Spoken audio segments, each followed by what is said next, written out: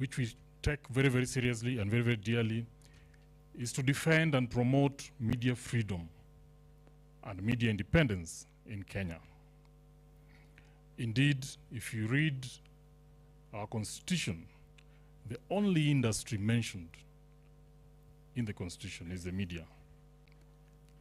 And I want to believe that you share with me in accepting that the media is critical for the health of our democracy. And we'd like to invite you to help us in defending the independence of the media. And on that score, allow me to pick out one senator for celebration and acknowledgement from the media of Kenya. This senator happened to have been a legislator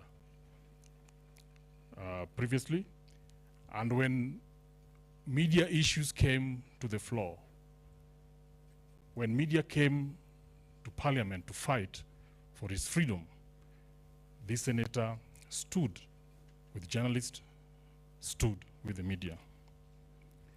Senator Sotsi, the media is grateful.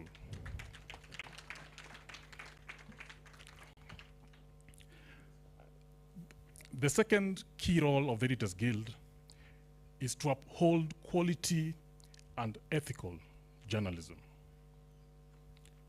That as we send out reporters as editors, and as they bring back stories to us, and we make judgment on how those stories are handled and published, that we do it with one lens, the lens of the public interest.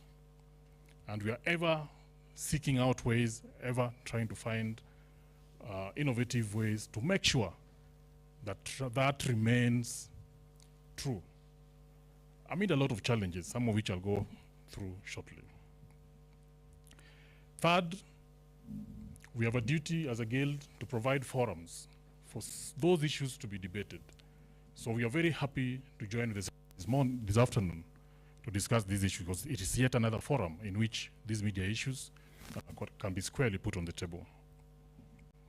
And finally, we have to collaborate with other professionals, other entities, and even government to make sure that the Kenyan, or Wanjiku, as we like calling her, is served not just by ourselves, but also by yourselves.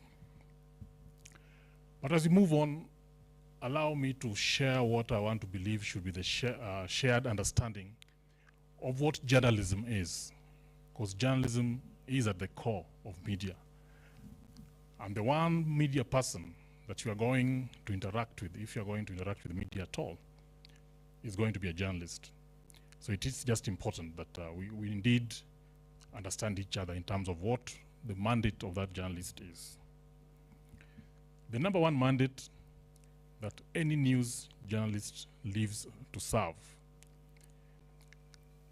is the timely distribution of verifiable information on matters of public interest.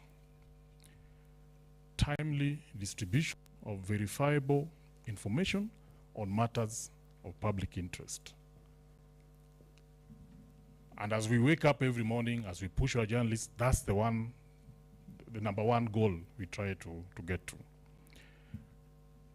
The number two goal is to create a platform for the public to debate issues and matters of interest to themselves. And the number three goal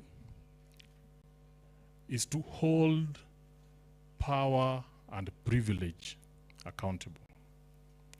Not to us, but accountable to the public. So in that framing, in each of those three levels, ladies and gentlemen, I'd like to suggest that there is a role for the senator. Things stand out for me. The first is what Senator Wambua alluded to. A debate that has been raging for 10 years now. And as people who work in newsrooms, as journalists, like to reduce things to their simplest version so that it can be easily understood. And in the minds of many people, this issue has been framed as, which is the senior house?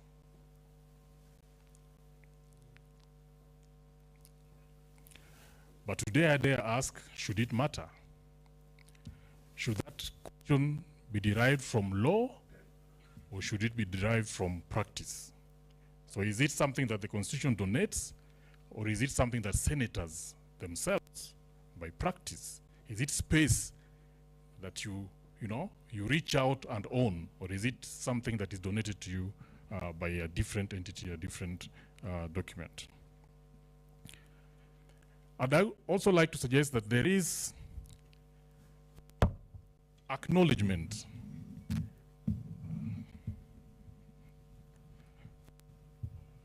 nitampatia memo baadaye, lakini for now there is acknowledgement on the role of the Senate. And if anybody doubted, that acknowledgement has been delivered by Kenyans loud and clear in the recent elections. Indeed, that acknowledgement suggests what the core and the soul and the main pillar of our Constitution is. But I'll get there shortly. I'll also share with you